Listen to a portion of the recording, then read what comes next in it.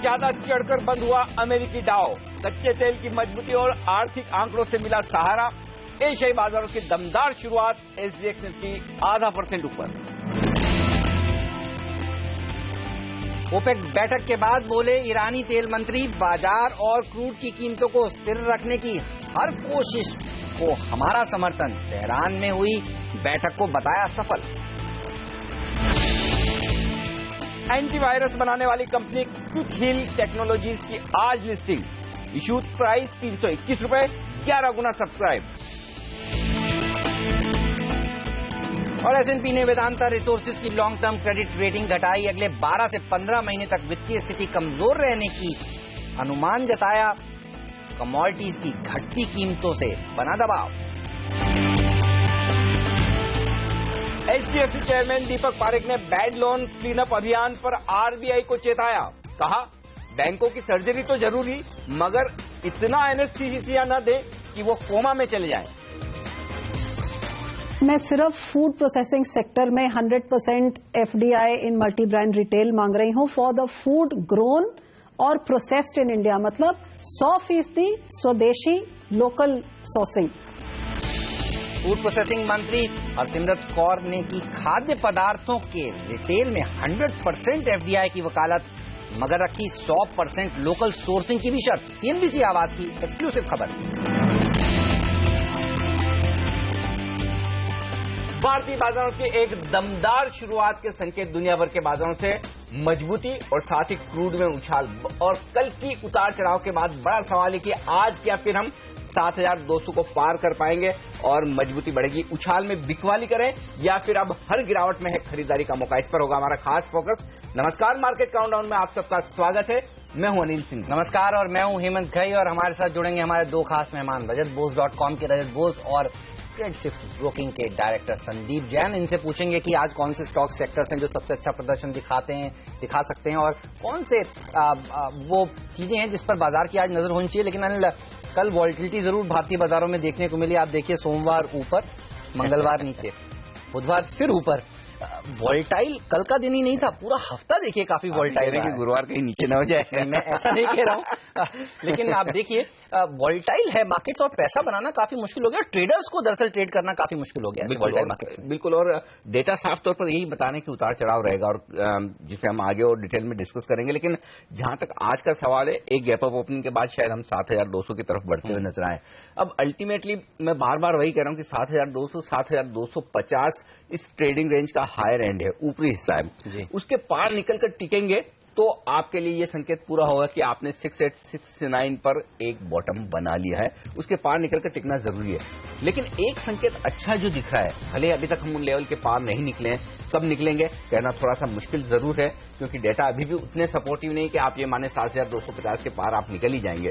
लेकिन ये संकेत अच्छा है कि बाजार में जिस तरह से एक्सट्रीम वॉलिटिलिटी होती दिख रही है, बहुत उतार चढ़ाव होता दिख रहा है, वो कहीं कहीं बेस्ट फॉर्मेशन का काम करता हुआ नजर आएगा। 7,000 के नीचे बाजार बहुत टिक नहीं रहा है, तो 7,000 के आसपास सपोर्ट लेने की कोशिश कर रहा है। शॉर्ट कवरिंग भी वहां पर हो रही है, थोड़ी बहुत खरीदारी भी हो रही है। तो आज बाजार को दो तरह से ट्रेड किया जा सकता है। पहला तो ये जो मैंने दिया कि निफ्टी को आप खरीदें, 7,050 का एक स्टॉप लॉस लगा लें, और ऊपर की तरफ 7,200 7,250 ये पहला लक्ष्य है जहां पर आपको मुनाफा वसूली कर लेनी चाहिए। दूसरा तरीका ये भी हो सकता है कि अगर आप 7,200 के आसपास खुले तो पहले घंटे में देखें, अगर शुरुआती एक घंटे के बाद आपको कमजोरी के थोड़े भी संकेत आए, अपने टॉप लेवल से निफ्टी 25-30 पॉइंट करेक्ट होने लगे, तो उसके बाद एक बार बिकवाली का मौका भी बनाया जा सकता है। तब आपका 7,250 पर स्टॉप लॉस होना चाहिए।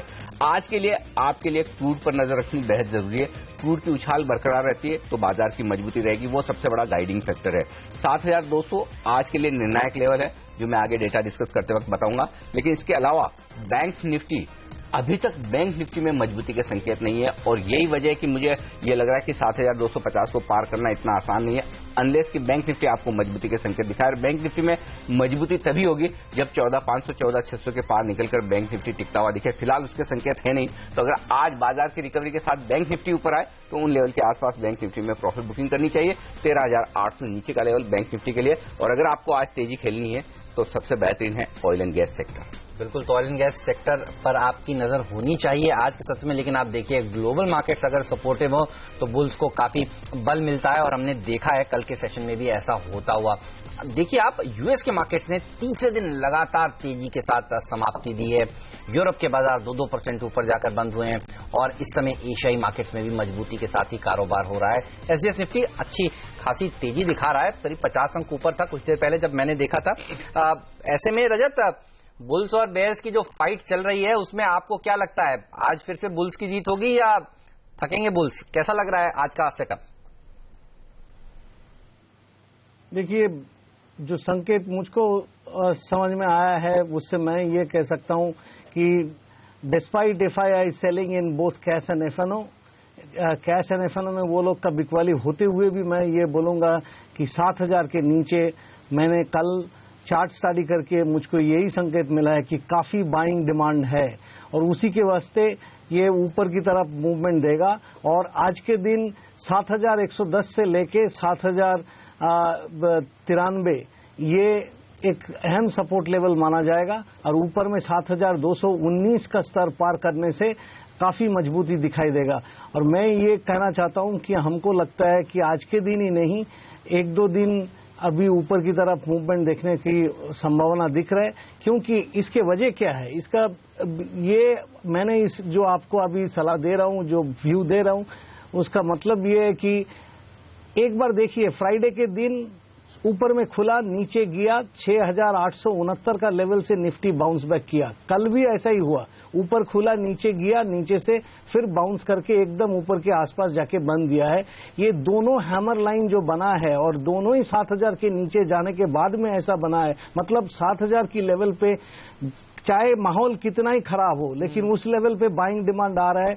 अब बैंकिंग स्टॉक्स देखिए, बाकी जगह पे देखिए, सब जगह पे हैमर लाइन बन चुका है। तो इसके मतलब बाइंग डिमांड के चलते आज मैं यही कहना चाहता हूं कि बुल की जीत होगी। बुल्स की जीत हो सकती है, तेजी करके चले 7,200 के आसपास के लेवल रजत के भी है। क्या आपकी भी राय तेजी की है? क्या कहेंगे संदीप आप?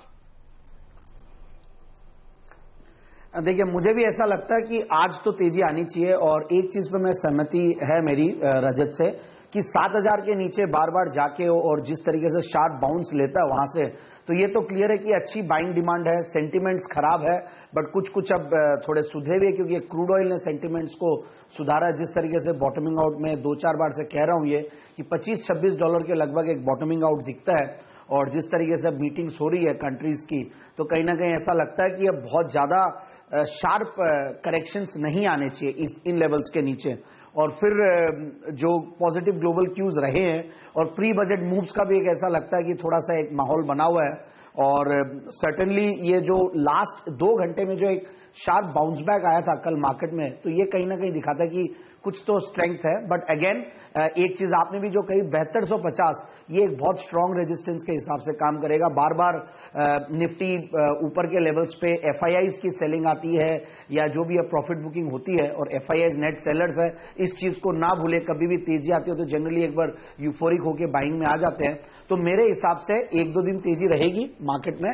7250 बहुत ही अहम स्तर है जिसको बिल्कुल क्रॉस करना चाहिए, but overall still I feel कि कॉशियस रह के ही बाइंग करें, और मिड कैप्स और स्मॉल कैप्स से थोड़ा सा एक बार दूरी बनाए रखें तो ज्यादा बेहतर होगा, क्योंकि लार्ज कैप्स में अभी भी बहुत बाकी है स्कोप तेजी का। ओके, तो मिड कैप्स को अवॉइड करने की राय दे रहे हैं संदीप, और कॉशियस हैं थोड़े से, लेकिन लगता है कि एक आध दिन तेजी हो सकती है, लेकिन वजह फुल फ्लैश तेजी के मूड में। अनिल, पिछले कुछ दिनों में आप देखिए रिलायंस इंडस्ट्रीज ने किस तरह का प्रदर्शन दिखाया है। एक हफ्ते के 1 वीक हाई पर ये शेयर पहुंच गया है। एक्सपर्ट से पूछेंगे कौन से शेयर उनको पसंद है, जहां वो तेजी करना चाहेंगे। लेकिन अनिल, उससे पहले एफएनओ का और एफआईआई का डेटा आपसे समझना चाहूंगा। पहले एफआईआई का डेटा, आप देखिए बाजार ऊपर नीचे जाता है, सोमवार ऊपर, मंगलवार नीचे, बुधवार ऊपर, लेकिन एफआईआई का डेटा नहीं बदलता, वो बिकवाली के मूड में ही रहते हैं। कल भी 560 करोड़ रुपए के सेल का फिगर उनकी तरफ से निकल कर आया, और पिछले 2-3 दिन से आप कह रहे थे कि एफएनओ में तो वो खरीदारी कर रहे हैं, लेकिन कल का फिगर देखिए, एफएनओ में भी बिकवाली। कल के फिगर पिछले 3 दिनों में सबसे खराब है। जबकि कल बाजार दिन के हाई पर जाकर बंद हुआ है। तो कल के डेटा ये सजेस्ट कर रहे हैं, और एक्चुअली मैं पिछले 2 दिन से इसीलिए कह रहा हूं कि बाजार वोलेटाइल हो ही इसीलिए रहा है कि आप देखिए कैश मार्केट में बिकवाली है लेकिन वायदा कारोबार में खरीदारी। तो अगर आप एकदम शॉर्ट टर्म ट्रेंड देख रहे हैं तो इसका मतलब साफ है कि निचले स्तरों से शॉर्ट कवरिंग आएगी। बिल्कुल, लेकिन चूंकि उन्हें कैश में बेचना है तो ऊपरी स्तरों पर बाजार टिक नहीं पाता है, और यही वजह आप पिछले 2 सेशन में देखिए किस तरह से दोनों तरफ ट्रेड होता हुआ दिखा है। लेकिन कल के डेटा थोड़े ज्यादा खराब है। क्यों? क्योंकि 560 करोड़ की बिकवाली की है वहां तक ठीक है, लेकिन 213 करोड़ के इंडेक्स फ्यूचर्स भी बेचे। हालांकि आंकड़े बिकवाली के बड़े नहीं है वायदा कारोबार में, ये ध्यान में रखें, और 112 करोड़ के स्टॉक फ्यूचर्स बेचे, लेकिन उन्होंने थोड़ा सा वेट एंड वॉच वाली सिचुएशन एफआईज की तरफ से आती हुई दिखी। तो पिछले 2 दिनों में या फिर ये हो सकता है पिछले 2 दिनों में काफी कुछ शॉर्ट्स एफआईज ने कवर किए हैं निचले स्तरों पर। जब ट्रेडर्स बेच रहे थे 7000 के आसपास एफआईज की शॉर्ट्स कवर हो चुकी है, और यही वजह की कल उन्होंने फ्रेश शॉर्ट कवरिंग नहीं की। तो अब क्या होगा? अब एफआईज की तरफ से शॉर्ट कवरिंग 2 तरीके से हो सकती है। या तो आप 7200 7250 के पार जाकर बाजार को टिकते हुए देखें और ये उम्मीद करें कि 3 दिनों की तेजी के बाद अमेरिका में चौथे दिन भी अच्छी मजबूती होगी तो एफआईज शॉर्ट काटेंगे, या फिर 7000 के आसपास या उसके नीचे आने पर काटेंगे। तो मुझे लगता है 7000 से लेकर 7200 काफी हद तक नो ट्रेडिंग जोन है एफआईज के लिए, वायदा कारोबार के लिहाज से, शॉर्ट टर्म के मूव के लिहाज से। इंटरेस्टिंग बात है कि 360 करोड़ के उन्होंने इंडेक्स ऑप्शंस बेचे हैं, तो अब तक ऑप्शंस में खरीदारी करके जो हेजिंग करने की उनकी रणनीति थी वो भी थोड़ी सी कम होती दिख रही है। तो कुल मिलाकर डेटा से ये दिख रहा है एफआईज वेट एंड वॉच वाले मूड में है वायदा कारोबार के लिहाज से, और कैश मार्केट में उनके मूड में कोई बदलाव हुआ नहीं, उन्हें बिकवाली करनी ही है। ओके, ये बात एफआईएस की, लेकिन कुछ ही देर में अनिल से ये भी पूछेंगे कि एफएनओ से किस तरह के संकेत मिल रहे हैं। बल्कि कुछ शेयर में मैंने कल देखा था, जस्ट डायल जैसे स्टॉक्स, अडानी पोर्ट्स जैसे शेयर बढ़िया शॉर्ट कवरिंग रैली देखने को मिलती है। एक्सपर्ट से भी जानेंगे कौन से शेयरों में आज शॉर्ट कवरिंग मूव्स देखने को मिल सकते हैं। लेकिन उससे पहले ये बताइए रजत, अगर एक ट्रेड आज आपको लेना होगा तो वो कौन सा होगा और किस तरफ होगा? देखिए, आज कोई एक ट्रेड आपको लेना होगा तो आप डॉक्टर रेड्डी लीजिए। डॉक्टर रेड्डी में 2904 के स्टॉप लॉस लगाइए, या तो 2900 के नीचे वो साइकोलॉजिकल लेवल बना जाएगा, उससे नीचे लगाइए। 3067 और 3152 ये दोनों आपका अपसाइड टारगेट होगा। आप आज कई सारे जगह पे लॉन्ग ट्रेड ले सकते हैं। रिलायंस कम्युनिकेशन जो कि एक बहुत जबरदस्त डाउन ट्रेंड में था, वो कल जिस लेवल से वो बाउंस बैक किया है हैमर लाइन देके, उसका आप डाउन ट्रेंड खत्म होने की सिग्नल आ गया है। आप उसी में भी खरीदारी कर सकते हैं। आपने थोड़ी देर पहले अदानी पोर्ट का नाम लिया, that's looking very strong. Bank of Baroda looking very strong, even bank of India for that matter. Okay, वो जिस लेवल से 2 बार बाउंस किया है वो अहम सपोर्ट लेवल था। तो तेजी के मूड में है रजत, और doctor Reddy, Reliance communication, Adani ports, bank of India, bank of Baroda, ये तमाम स्टॉक्स हैं जहां पर आप लॉन्ग पोजीशंस बना सकते हैं। डॉक्टर रेड्डी कल हमने देखा था 3500 रुपए प्रति शेयर तक के बायबैक को भी इन्होंने मंजूरी दी थी। लेकिन संदीप, आपसे भी यही सवाल, ये बताइए कहां पर तेजी या मंदी करना चाहेंगे आप? एक अगर ट्रेड लेना हो तो किस तरफ होगा, कौन सा होगा? देखिए, रजत ने डॉक्टर रेड्डी तो ले लिया है। इनफैक्ट मैंने डॉक्टर रेड्डी इनफैक्ट लिखवाया, मेल में भी भेजा है। तो डॉक्टर रेड्डी इनफैक्ट मुझे फार्मा स्टॉक्स में वैसे सबसे अच्छा लगता है पिछले 2-4 ट्रेडिंग सेशंस। सॉरी, कह रहा हूं ये कॉमन शेयर हो गया तो इस पे ज्यादा भरोसा कर सकते हैं इन्वेस्टर्स। बिल्कुल बिल्कुल, जो पॉजिटिव न्यूज थी और जिस तरीके से बाईबैक का इतना बड़ा प्रीमियम के साथ बाईबैक का प्राइस आया है, तो मुझे लगता है कि सर्टेनली डॉक्टर रेड्डीज तो स्ट्रेंथ दिखाएगा ही।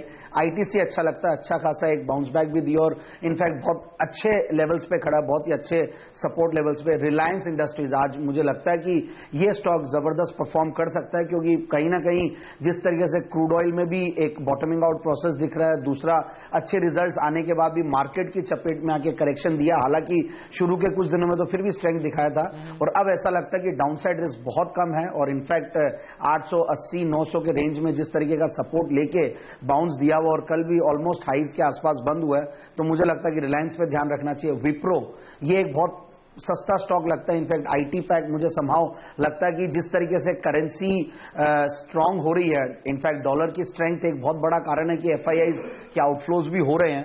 तो मुझे ऐसा लगता है कि विप्रो और एक मिड कैप, हालांकि मैंने कॉशन किया है, बट एक बहुत ही बेहतरीन रिजल्ट देने के बाद भी पिटाई हुई, और मैंने कल भी ये स्टॉक रेकमेंड किया था। एफएसएल, फर्स्ट सोर्स लिमिटेड, बहुत ही सस्ते पी वैल्यूएशंस पे है और काफी सारे फंडामेंटल्स बहुत अच्छे लगते हैं। तो मुझे लगता है कि इन टाइप के स्टॉक्स चलेंगे और कुछ आज हाई बीटा नेम्स भी काम तो करेंगे। ओके, चलिए, तो ये वो तमाम स्टॉक्स हैं, FSL, Wipro, Reliance industries, ITC, doctor Reddy's, दोनों ही एक्सपर्ट्स कह रहे हैं यहाँ पर लॉन्ग पोजीशंस बनाएं। इन पर आज आप नजर बनाकर रख सकते हैं। लेंगे एक छोटा सा ब्रेक के बाद अनिल से पूछेंगे कि एफएनओ में किस तरह के संकेत मिल रहे हैं, और आपको ये भी बताएंगे कि आज टॉप 5 स्टॉक्स कौन से हैं और टॉप 5 एक्सपर्ट्स की राय निफ्टी पर क्या निकल कर आ रही है।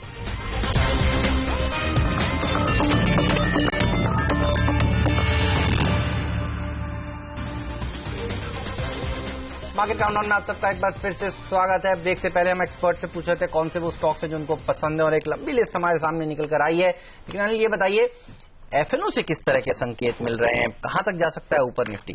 एफएनओ में कल भी जो कुछ तेजी हुई है हेमंत, उसमें पूरी तरह से शॉर्ट कवरिंग है, क्योंकि आप देखिए बैंक निफ्टी में 50,000 शेयरों से ओपन इंटरेस्ट कम हुआ है, निफ्टी में 1 लाख शेयर से ओपन इंटरेस्ट कम हुआ है।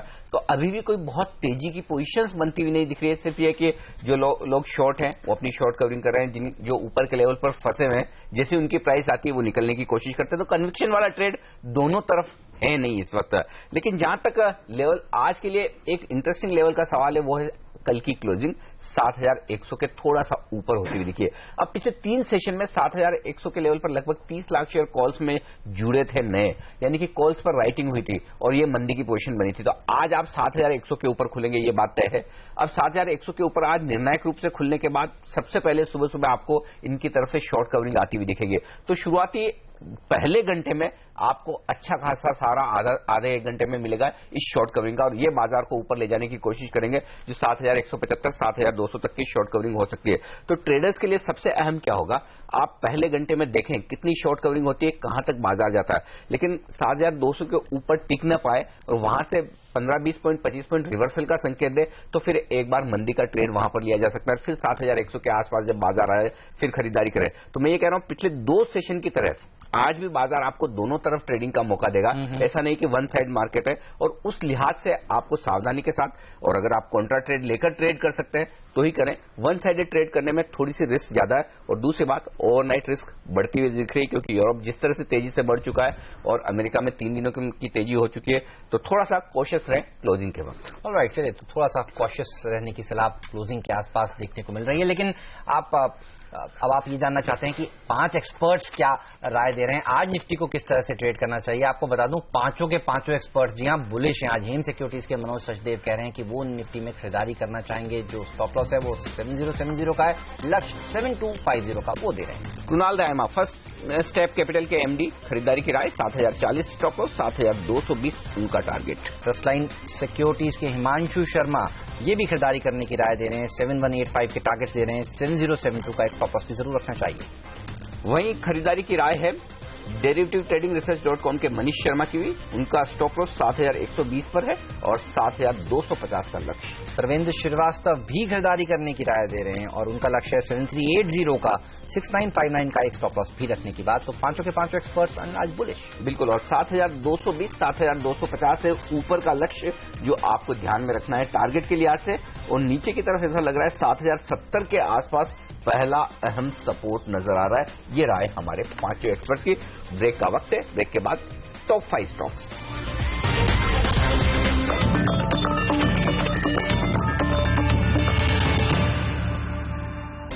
और बता दें आपको, सीएनबीसी आवाज पर आ गया है बाजार में पैसे बनाने के साथ साथ इनाम जीतने का मुकाबला।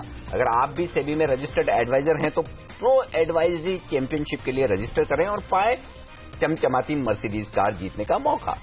ट्रेडिंग इन्वेस्टमेंट स्ट्रेटजी का ये अनोखा मुकाबला जल्द शुरू होने वाला है सिर्फ सीएनबीसी आवाज पर, और एडवाइजर्स को इक्विटी, कमोडिटी और करेंसी मार्केट में ट्रेडिंग की सुपरहिट कॉल्स देनी होगी, और हर एक कैटेगरी में रोजाना इनाम के तौर पर सोने के सिक्के मिलेंगे। इसके साथ ही आप चाहें तो रजिस्ट्रेशन करा सकते हैं advisoryMandi.com पर, और पहला सीजन शुरू होने वाला है 21 अप्रैल से, जो चलेगा 22 जुलाई तक। और खास बात यह कि इस चैंपियनशिप में हिस्सा लेने के लिए किसी तरह की कोई फीस नहीं है। लेंगे एक छोटा सा ब्रेक, कहीं मत जाइए, बने रहिए सीएनबीसी आवाज के साथ। ब्रेक के बाद हाजिर करेंगे टॉप 5 स्टॉक्स। रजत बोस संदीप हमारे साथ जुड़े हुए हैं और उनसे पूछेंगे इन शेयरों पर उनकी क्या राय है।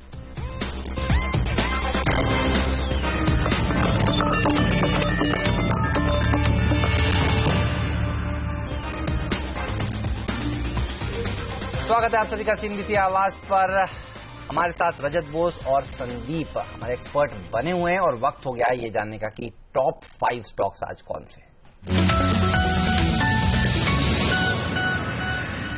मॉन्सेंटो, इसके लिए एक नेगेटिव खबर, सीसीआई की तरफ से एक ऑर्डर, और सीसीआई का यह कहना है कि मॉन्सेंटो ने मार्केटिंग स्ट्रेटेजी और टेक्नोलॉजी का गलत इस्तेमाल किया है। मॉन्सेंटो को जवाब देना होगा कि ऐसा सही है या नहीं।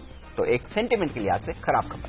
और चीनी कंपनियों के लिए एक अच्छी खबर नजर आ रही है। चीनी एसोसिएशन के जो अध्यक्ष हैं इस्मा के, उन्होंने बयान दिया है कि 10 लाख टन चीनी और एक्सपोर्ट होगी, वो भी चाइना के बाजार में एक्सपोर्ट होगी। देखिए रुपया जिस तरह से कमजोर है तो ये एक पॉजिटिव खबर है चीनी कंपनियों के लिए। और पहले भी हमने देखा है काफी चीनी एक्सपोर्ट हो चुकी है, करीब 10 लाख टन पहले एक्सपोर्ट हो चुकी है और इतनी और अभी एक्सपोर्ट होने वाली है। तो चीनी कंपनियों के ऊपर नजर रखिए। आज ऑयल एंड गैस स्पेस के शेयर रहेंगे आज एक्शन में। ओएनजीसी, कैन और इसी तरह के दूसरे शेयरों पर रखें नजर, क्योंकि क्रूड के दाम मजबूत है और उसकी वजह है कि ईरान की तरफ से उनके जो तेल मंत्री के बयान आए हैं वो ये कह रहे हैं कि क्रूड की कीमतों को स्थिर रखने की जो कोई भी कोशिश होगी ईरान उसका समर्थन करेगा। तो आज ये शेयर फिर से उछाल दिखाएंगे। देखिए क्रूड की कीमतें तो थम रही हैं, लेकिन कमोडिटीज की कीमतें देखिए अभी भी थमने का नाम नहीं ले रही हैं और इसका खामियाजा भुगतना पड़ा है वेदांता रिसोर्सेज को, जो लंदन में लिस्टेड कंपनी है। तो आज नजर रखिए भारत में लिस्टेड वेदांता पर भी, क्योंकि एसएनपी ने इनकी जो रेटिंग है उसको घटा दिया और कहा है कि 12 से 15 महीने तक इनकी वित्तीय स्थिति काफी कमजोर रहेगी। देखना होगा किस तरह का रिएक्शन ये शेयर देता है इस रिपोर्ट के बाद। बेल के लिए थोड़ी राहत वाली खबर, लेकिन सिर्फ सेंटीमेंट के लिहाज से, क्योंकि एक 1320 मेगावाट का बिजली उत्पादन का कॉन्ट्रैक्ट इन्हें मिल सकता है बांग्लादेश से। तो मिलने की उम्मीद है इस महीने के अंत तक। तो अगर ऐसा होता है तो थोड़ा पॉजिटिव होगा बेल के लिए।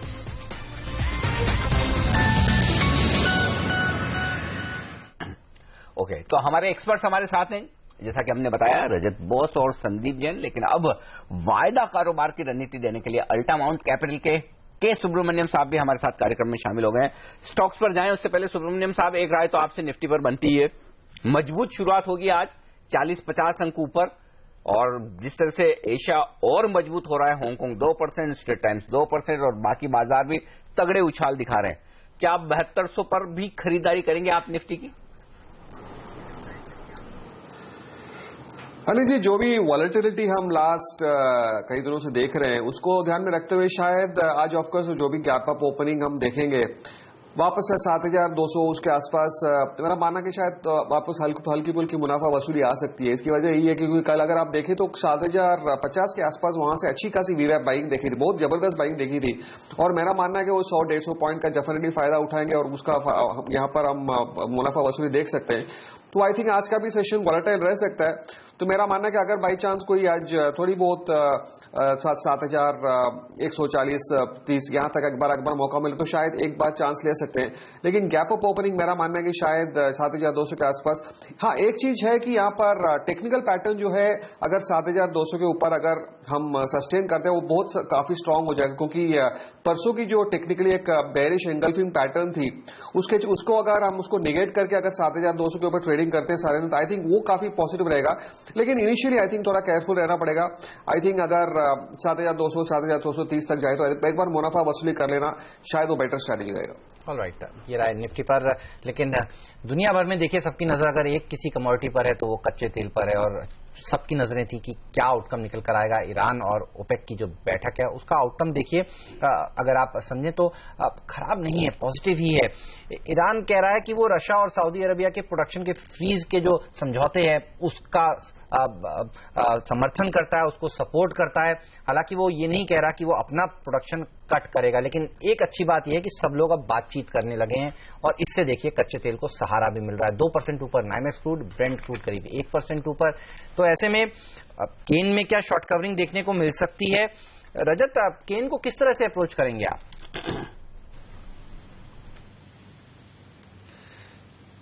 देखिए, कल के दिन कच्चे तेल अच्छा परफॉर्म किया है, ये बात तो सही है, लेकिन केन वेदांता से जुड़ा हुआ है और इसका भी 50 डे मूविंग एवरेज जो है वो 50 डे मूविंग एवरेज फिलहाल 126 रुपया 90 पैसा के आसपास है, उसी के ऊपर इसको सस्टेन करना पड़ेगा, तब जाके ऊपर की तरफ एक मूवमेंट मिल सकता है, जिसमें कि इसका टारगेट होगा 133 से 134। 133 से 134 जब डिसाइसिवली क्रॉस करेगा, तभी आप सोचिए कि इसमें एक सस्टेनेबल शॉर्ट टर्म या इंटरमीडिएट अप ट्रेंड जो भी बोलिए वो बनने की तैयारी होगा। उसके पहले सिर्फ पुल बैक रैली है, जब तक 134 नहीं क्रॉस करते। फिलहाल 126 रुपया 90 पैसा को नजर पे रखिए, उसके बाद में 133 से 134 का स्तर को भी नजर पे रखिए।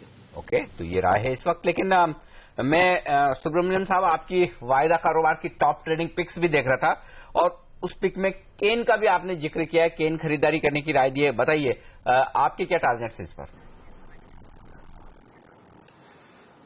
वेल आई थिंक जो भी क्रूड की हमने बढ़त देखी थी कल, ऑब्वियसली उसका पॉजिटिव रब ऑफ हो सकता है। हाँ, एक चीज है यहाँ पर जहां पर वेदांता की डाउनग्रेड है, वो भी कहीं ना कहीं शायद यहाँ पर एक थोड़ी बहुत नेगेटिव इंपैक्ट केन पे आ सकता है। लेकिन मेरा मानना है कि broadly the worst is discounted, और जहां पर $30 के नीचे इतनी सारी संकट आती है, और उसके चलते हमने ऑलरेडी देखे ये सब प्रोड्यूसर्स के कहां पर एक मिलजुल के एक अप्रोच है जहां से एक सस्टेनेबल रैली आ सकती है, मेरा ऐसा मानना है। तो मेरा आई थिंक इसको अगर ध्यान में रखे, तो आई थिंक अगर कोई बाई चांस अगर कोई वीकनेस मिले, तो आई थिंक 120 का कॉल केन इंडिया का, आई थिंक वो खरीदारी कर सकते हैं। और मेरा मानना है कि शायद ये अगर सस्ते में 5, 6, 7 रुपए तक भी मिल जाए, तो आई थिंक 13, 14, 134, 35 उस लेवल तक जाने की संभावना है। एक मेरा मानना है कि शायद low risk high rewarding trade हो सकता है, तो आई थिंक वो बेटर ट्रेड रहेगा। और वैसे भी केन में अगर आप देखें तो हमने लास्ट 4-5 दिन से अच्छी खासी एक लॉन्ग बिल्डअप और बीच बीच में शॉर्ट कवरिंग भी देख रहे हैं, तो आई थिंक उस लिहाज से आई थिंक एक अच्छी ट्रेड बन सकती है। चलिए, तो ये रहा है केन पर। वेदांता पर आज वेदांता के लिए हालांकि खराब खबर है, ग्लोबली S&P ने इसकी जो रेटिंग है घटाई है।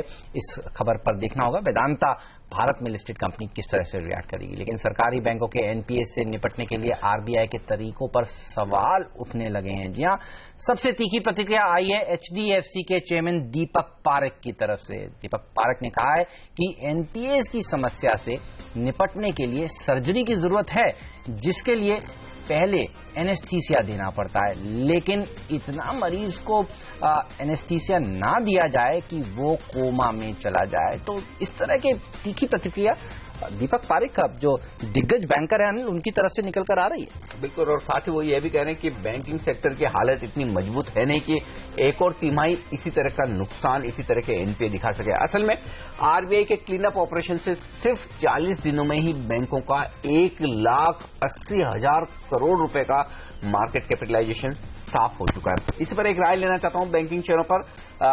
क्या कहेंगे आप संदीप? इतनी सब कमजोरी होने के बाद, इतने सब NPA आने के बाद भी अब आपका मन है इस भाव में कि इन सरकारी बैंकों में खरीदारी की जाए, या फिर दूरी रहेंगे? नहीं, मैं दूरी बनाए रखूंगा। मुझे समहाउ डर लगने लगा जिस तरीके से ये बैड डेट्स का जो इशू इतना बड़ा बन चुका, और इनफैक्ट है भी, और जिस तरीके से कई सालों से सुनते हैं कि जिनको कहीं नहीं मिलता उनको PSU बैंक्स में लोन्स मिल जाते हैं, तो इन चीजों को देखते हैं तो अभी भी ऐसा लगता है कि पेन बाकी है और 2-3 क्वार्टर्स लगेंगे कम से कम। और जो कि एक दिग्गज बैंक के चेयरमैन को सुना मैंने इनफैक्ट आप ही के चैनल पे कि कम से कम 2 से 3 क्वार्टर्स और लगेंगे उनको भी इन सारी चीजों को ठीक करने में। और ये तो डिस्क्लोज्ड फिगर्स है, और कई चीजें ऐसी होती है कि जब आप देखते हो तो और भी आगे निकलने वाली चीजें रहेंगी। तो मेरे हिसाब से बैंक्स में एक शॉर्ट कवरिंग आ सकती है। SBI ने सर्टनली एक बहुत स्ट्रांग सपोर्ट लिया 150 के लेवल्स पे। तो मैं ये कहूंगा कि अगर इस चीज को चखना ही है, अगर PSU बैंक्स में एंट्री लेनी है तो SBI के जरिए लीजिए, और कहीं ना कहीं एक 150 का एक स्ट्रिक्ट स्टॉप लॉस लगाएं। क्योंकि मैं अब फंडामेंटल राय देता हूं, बट स्टिल टेक्निकल लेवल्स देखना भी बहुत जरूरी है, क्योंकि इन लेवल्स पे मेक और मार लेवल्स है और बहुत स्ट्रांग डाउनसाइड आ सकती है अगर ये लेवल तोड़ता है। तो मुझे ऐसा लगता है कि इस लेवल को रेस्पेक्ट देते हुए एक बार बाइंग करनी चाहिए, क्योंकि ये जो शॉर्ट कवरिंग आ रही है सर्टेनली ये हाई बीटा नेम्स चलेंगे, बट बाकी छोटे बैंक्स, छोटे PSU बैंक्स, इन पे थोड़ा भरोसा कम करें और प्राइवेट सेक्टर बैंक्स की वैल्यूएशंस हायर है, तो इसलिए मुझे ऐसा लगता है कि वहां पे एक बार बाइंग नहीं करें, बट स्टिल अगर करना ही है तो वहां पे थोड़ा बहुत देखा जा सकता है, तो HDFC बैंक को देखा जा सकता है जो कि काफी स्टेबल रहता है और डाउनसाइड रिस्क बहुत कम दिखती है वैसे, दो it's a very high P stock, but still. तो ओवरऑल बैंकिंग सेक्टर में मैं बहुत पॉजिटिव नहीं हूं और मुझे ऐसा लगता है कि यहां पे कॉशियस रह के ही निवेश करना चाहिए। बाकी रादर एक NBFC कजन्स जो उनके, उन पे ध्यान दिया जा सकता है, जैसे कि SKS माइक्रो फाइनेंस है, रिलायंस कैपिटल है, L&T फाइनेंस होल्डिंग्स है, इन टाइप के स्टॉक्स पे बेट लगाया जा सकता है। चलिए, अब लेकिन कल हमने देखा था S&P की जो रिपोर्ट आई थी 3 बैंक्स पर, उसके बाद अब PSU बैंक्स में बल्कि आप देखिए अच्छी मूव बना था निचले स्तरों से। अगर हम लाएं वापस PSU इंडेक्स तो आप देखेंगे कि इसने अच्छा प्रदर्शन दिखाया था, दिन के हाईएस्ट लेवल पर ये जाकर समाप्त हुआ था। हालांकि बैंक निफ्टी में दबाव देखने को मिला था। ICICI bank, yes bank, axis bank के तमाम ऐसे प्राइवेट सेक्टर बैंक्स हैं जो कल भी कमजोरी के साथ ही ट्रेड कर रहे थे। और राय इसी पर लेना चाहता हूं, प्राइवेट बैंक्स अब कम अच्छा प्रदर्शन दिखा रहे हैं। रजत, इन तीनों बैंक्स में प्रेशर था, रिकवरी थी, लेकिन कोई खास बड़ी रिकवरी नहीं थी। प्राइवेट बैंक्स के ऊपर क्या राय है? क्योंकि मैंने आपकी राय शुरू में सुनी तो आप कह रहे थे बैंक ऑफ बड़ौदा और बैंक ऑफ इंडिया को खरीदना चाहिए। बैंकों में आप PSU बैंक्स पर ज्यादा बुलिश दिख रहे हैं मुझे। देखिए, मैंने इस मामले में बात करने के पहले छोटी सी टिप्पणी, आपने जो तीक्ष्ण प्रतिक्रिया का जो बात किया है दीपक पारेख साहब का, उसमें मेरा कहना यह है कि अगर प्रॉब्लम को कारपेट के अंदर डाल दिया जाए, नीचे डाल दिया जाए, तो क्या प्रॉब्लम रह जाएगा? और जहां तक गैंग्रीन पहुंचा है उसको तो सर्जरी करना ही बेहतर है। कितना दिन से रखेंगे और कितना दिन हम लोग सोचते रहेगा कि उससे अलावा और क्या है। हम तो RBI गवर्नर की ये जो स्टैंस है इससे पूरी तरह सहमत है कि एक बार निकल जाए, तब ना जाके एक बैंक ऑफ बड़ौदा मैनेजमेंट को मिला जो कि बोला कि हमको नहीं चाहिए, हम गवर्नमेंट को बोल देंगे कि हमको कोई रुपया नहीं चाहिए, हम अपना आप काम कर लेगा, पैसा जुटाना होगा वो भी अपने आप तैयार कर लेंगे। तब ना जाके एटलीस्ट एक PSU बैंक निकल रहा है कि जो कि बोल रहे हैं कि उसका जो प्रॉब्लम था वो already thing of the past हो गया, रिकॉग्नाइज कर लिया है। और एटलीस्ट यू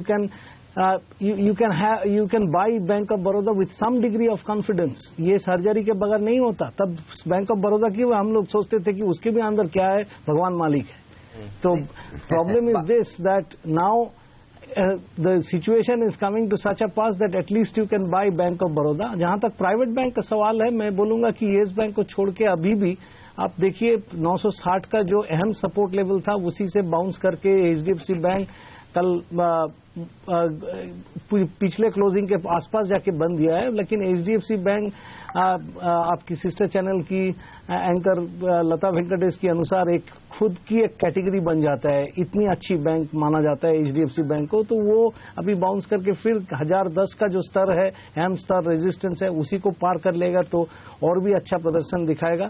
कोटक बैंक जो कि थोड़ी सी वीकनेस तो दिखा रहा था, फिलहाल मुझको समझ में यही आ रहा है कि 630 का स्तर पार करके अगर वो सस्टेन कर पाए तो कोटक बैंक में भी अच्छी रिकवरी होने की पॉसिबिलिटी है। जहां तक सस्टेनेबल अपट्रेंड की सवाल है, वो 660 में जो इसका 200 एक्सपोनेंशियल मूविंग एवरेज है उसके ऊपर चले बगैर कोई सस्टेनेबल अपट्रेंड कोटक बैंक में नहीं दिखेगा। लेकिन अभी मेरे ख्याल से ठीक है, इस बहुत बड़ी प्रॉब्लम है क्योंकि अरुंधति भट्टाचार्य ने कहा है कि अभी भी 2-3 क्वार्टर लगेगा उसको ठीक होने में, but at least you can start buying token in PSU banks if you have confidence. Otherwise a bank that has shown clear कि हमारा कोई प्रॉब्लम और नहीं रहेगा तो बैंक ऑफ बड़ौदा तो खरीदारी किया ही जा सकता नहीं। इसी के कारण कल PSU बैंक इंडेक्स एकदम ऊपर में जाके बंद किया है।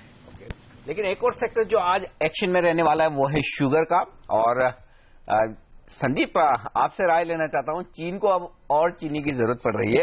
वो हमसे 10 लाख टन चीनी खरीदने के लिए एक्सपोर्ट का करार कर रहे हैं, हमारे यहां से एक्सपोर्ट किया जाएगा। ये बताएं, क्या इस खबर के दम पर कहीं कोई मौका बनता है खरीदारी करने का? यदि हां तो क्या खरीदेंगे आप शुगर सेक्टर में? चलिए, चाइना से कोई पॉजिटिव न्यूज तो है इनफैक्ट। चलिए, शुगर स्टॉक्स में ओवरऑल जबरदस्त आउट परफॉर्मर सेक्टर रहा है और मुझे ऐसा लगता है कि जो कई सालों तक सरकार ने भी इस सेक्टर को बिलीगर्ड सेक्टर था, काफी कोशिश की थी, बट कई कोशिश नाकाम रही। बट इस बार अब शुगर के खुद के फंडामेंटल्स ही ठीक हो गए हैं, तो उसकी वजह से जो सरकार के मेजर्स है और ये जो फंडामेंटल्स ठीक होना है, इन सब की वजह से एक अच्छा एक डाउनसाइड रिस्क तो खत्म हो गया है। और मुझे ऐसा लगता है कि शुगर स्टॉक्स में 2-3 स्टॉक्स है, वहां पे ध्यान दिया जाए। अगेन यहां पे भी डेट्स वाली कंपनियों पे विशेष करके ध्यान दें कि वहां पे अननेसेसरली नहीं घुसे। मैं जैसे कि श्री रेणुका शुगर की अगर बात करूं तो मैं वहां पे एंट्री नहीं लूंगा। पर्टिकुलरली मैं धामपुर शुगर मुझे अच्छा लगता है, और बलरामपुर चीनी और बजाज हिंदुस्तान, ये 3 स्टॉक्स है जिन पे ध्यान दिया जा सकता है। बाकी ओवरऑल मुझे ऐसा लगता है कि जो एक्सपोर्ट डिमांड है और वीक रूपी, जो हेमंत जी भी कह रहे थे, उसका सर्टेनली पर्टिकुलर सेक्टर को भी बेनिफिट मिलेगा। और जिस तरीके से रूपी की स्ट्रेंथ, कल सर्टेनली एक बार मार्केट थोड़ा ठीक होने की वजह से और आज मार्केट ठीक रहेगा, हो सकता है कि रूपी इतना वीक ना हो आज, बट ओवरऑल ऐसा लगता है कि रूपी में स्ट्रेंथनिंग नहीं दिखेगी। और जिस तरीके से आरबीआई गवर्नर का भी रिसेंटली एक स्टेटमेंट था कि अननेसेसरी स्ट्रेंथनिंग पे वो लोग फोकस नहीं करेंगे रूपी के, क्योंकि एक्सपोर्ट्स अब कहीं ना कहीं उनको कॉम्पिटिटिव बनाने हैं। तो ये स्टेटमेंट से मुझे ऐसा लगता है कि कहीं ना कहीं बहुत ज्यादा डाउनसाइड रूपी में, अपसाइड ज्यादा रूपी में नहीं दिखती है। तो ओवरऑल शुगर स्टॉक्स की बात मैं कर रहा था, तो ये 3 स्टॉक्स मुझे अच्छे लगते हैं। ओके, तो शुगर स्टॉक्स में थोड़ी बहुत चुनिंदा खरीदारी की जा सकती है। वक्त एक ब्रेक का, और ब्रेक के बाद लौटेंगे तो कुछ और स्टॉक जहां पर एक्शन आज खबरों के दम पर होने वाला है। साथ ही हमारे एक्सपर्ट्स की कुछ ट्रेडिंग पिक्स भी है, उन पर करेंगे बातचीत इस ब्रेक के बाद।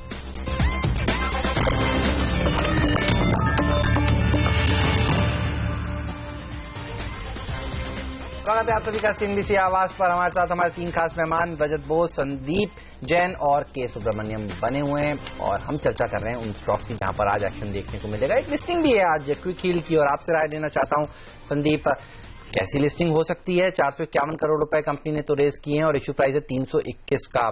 कितनी तेजी देखने को मिलेगी आज इस लिस्टिंग पे, और क्या राय है जिनके पास शेयर है?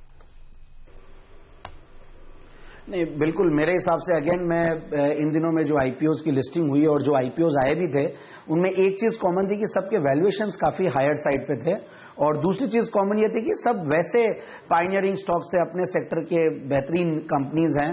तो क्वालिटी तो बहुत अच्छी है कंपनीज की, बट अगेन क्वालिटी के साथ साथ चीपर भी नहीं थे, ये एक्सपेंसिव स्टॉक्स है सारे। बट जिस तरीके की ग्रोथ आगे इस पर्टिकुलर सेक्टर में दिख रही है, और जिस पर्टिकुलर ग्रोथ से ये कंपनी रेट से ग्रो कर रही है, ये सारी चीजें बहुत जस्टिफाई करती है वैल्यूएशंस को। बट स्टिल मेरी एक राय रहेगी कि आज एक कुछ तो लकीली दिन भी अच्छा है कि आज पॉजिटिव खुलेगा निफ्टी और मार्केट्स, तो लिस्टिंग हो सकती है कि और इम्पेटस मिल जाए लिस्टिंग को और बेटर लिस्टिंग हो जाए।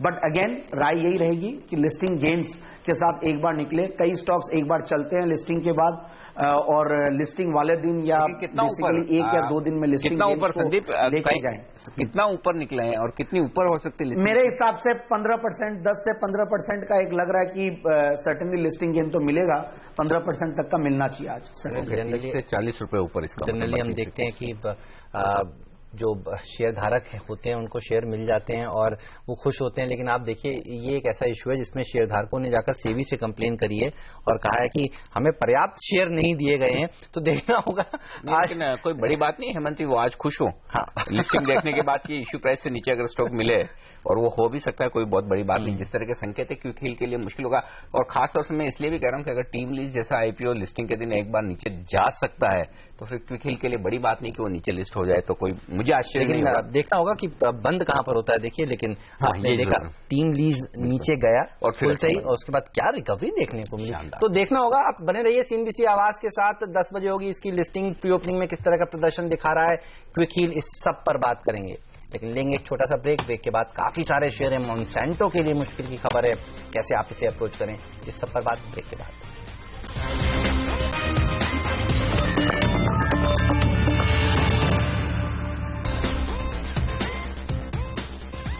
चलिए, हमारे तीनों एक्सपर्ट्स हमारे साथ है, संदीप जैन, के सुब्रमण्यम और साथ ही रजत बोस। जो स्टॉक एक्शन में रहने वाले हैं उनमें एक स्टॉक मुझे बेहतरीन दिख रहा है, मदरसन सुमी। विल्बर रॉस एक जाने माने वेल्थ क्रिएटर है, उनकी एक कंपनी है उनके पोर्टफोलियो में जिसे ये खरीदने का मन बना रहे हैं। $750-800 मिलियन का ये एक्विजिशन हो सकता है। वायदा कारोबार के ट्रेडर्स के लिए मदरसन सुमी क्या मौका है खरीदारी करने का? सुब्रमण्यम साहब आप बताएं, क्या कहीं कोई कल पोजीशंस बनती हुई दिखी है क्या? कल की अगर आंकड़े देखें तो आई थिंक ओवरऑल इसकी जो स्ट्रक्चर है ये काफी ऊपर के समय यहाँ पर ज्यादातर शॉर्ट्स देखने को मिली है। कल जरूर हमने बाउंस देखी है, जैसे ओवरऑल बाजार में देखे थे 211 से लेकर 223 तक आई थिंक यहाँ पर छलांग देखने को मिली है। लेकिन मेरा मानना है कि अभी भी नियर टर्म अगर आप देखें तो एक अगर उछाल आए तो मेरा मानना है कि 235 240 वहां तक जाने की संभावना है। तो आई थिंक उस एक शॉर्ट कवरिंग के लिहाज से, लेकिन आई थिंक कहीं ना कहीं बॉटम फॉर्मेशन की तैयारी में है। तो आई थिंक इस खबर के चलते बहुत ज्यादा उछाल मुझे फिलहाल नहीं लग रहा है, लेकिन अगर बहुत चले तो आई थिंक 235 240 वहां तक चल सकता है। और वहां पर आई थिंक जिनके पास लॉन्ग पोजीशन है शायद एक मुनाफा वसूली करते हैं, लेकिन ऑब्वियसली शॉर्ट नहीं करना चाहिए क्योंकि कई बॉटमिंग आउट फेज पे शायद स्टॉक फिलहाल लग रहा है। तो ये है राय, फिलहाल शॉर्ट न करें, देखें कितना ऊपर जाता है मदरसन सुमी का शेयर इन पॉजिटिव खबरों के दम पर। वक्त ब्रेक का, और ब्रेक के बाद लौटेंगे भरपूर एक्शन के साथ, क्योंकि रुपए पर मेरी नजर है 68 रुपए 47 पैसे ये था कल का लेवल। बेहद इंटरेस्टिंग लेवल्स की तरफ रुपया बढ़ता हुआ नजर आ रहा है, धीमे धीमे कमजोर होकर। क्या आज रिकवरी दिखेगी? दूसरी बात, एशियाई बाजारों में जो दमदार मजबूती है, तो फिर SGX निफ्टी सिर्फ 50 अंकों पर इतने से काम चल जाएगा, थोड़ा और मजबूत खुलेंगे। इसके अलावा हम आपके लिए लेकर आएंगे टॉप ट्रेडिंग कॉल्स और साथ ही स्टॉक 2020 का रिकेप, प्री ओपनिंग सेशन और पहला सौदा, सब कुछ इस छोटे से ब्रेक के बाद।